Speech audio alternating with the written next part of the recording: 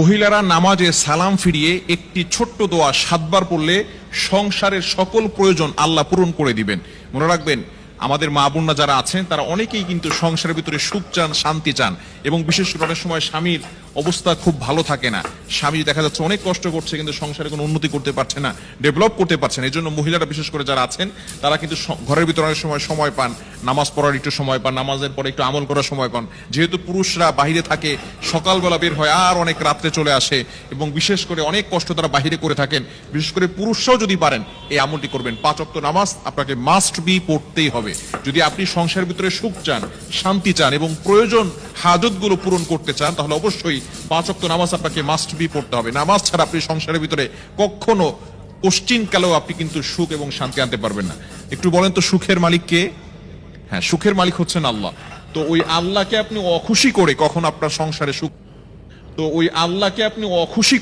আপনার সংসারে সুখ আনতে পারবেন না।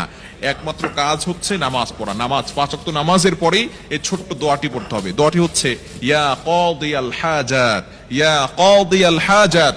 আপনি নামাজে সালাম ফিরানোর পরে 5 ওয়াক্ত নামাজ আপনাকে পড়তে হবে।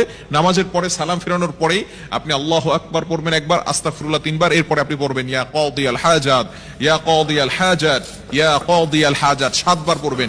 এভাবে যদি আপনি আমল করতে পারেন, ইনশাআল্লাহ আপনার ঘরের যত প্রয়োজন আছে, আপনি কেমন যেন আল্লাহ তাআলার কাছে প্রয়োজনের কথা বলতেছেন, যত প্রয়োজন আছে সকল প্রয়োজনগুলো আল্লাহ পাক রব্বুল আলামিন নিজে পূরণ করে দিবেন। বিশেষ করে নামাজের পরে দোয়া করলে দোয়াগুলো কবুল হয়। আমরা অনেকে দোয়া করতে চাই না, অনেকে আমল করতে চাই না। নামাজ পড়ার পরেই অনেকে আছে নামাজ পড়ার পরেই কিভাবে যত তাড়াতাড়ি মসজিদ থেকে বের হওয়া যায় এটা অনেকে করে। খবরদার, আপনি কিছু আমল করার চেষ্টা করবেন, ইনশাআল্লাহ আল্লাহ তাআলা সংসারের ভিতরে সুখ শান্তি বৃদ্ধি করে দিবেন, প্রয়োজনগুলো আল্লাহ তাআলা মিটিয়ে দিবেন। আমাদের অনেক প্রয়োজন আছে, অনেকে অভাবের ভিতরে আছেন, অনেকে কষ্টের ভিতরে আছেন, অনেকের ভিতরে সবকিছু আছে, টাকা পয়সা আছে, কিন্তু সমাজের ভিতরে, সংসারের ভিতরে শান্তি নেই।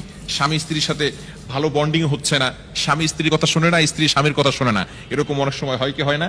আপনি এই যে অভাবের ভিতরে আছেন, শান্তির অভাব, ঘরের ভিতরে শান্তি নাই, শান্তির প্রয়োজন, এই হাজতগুলোর জন্য আপনি আল্লাহর কাছে দোয়া করবেন, ইয়া কাদিয়াল হাজাত, ইয়া কাদিয়াল হাজাত।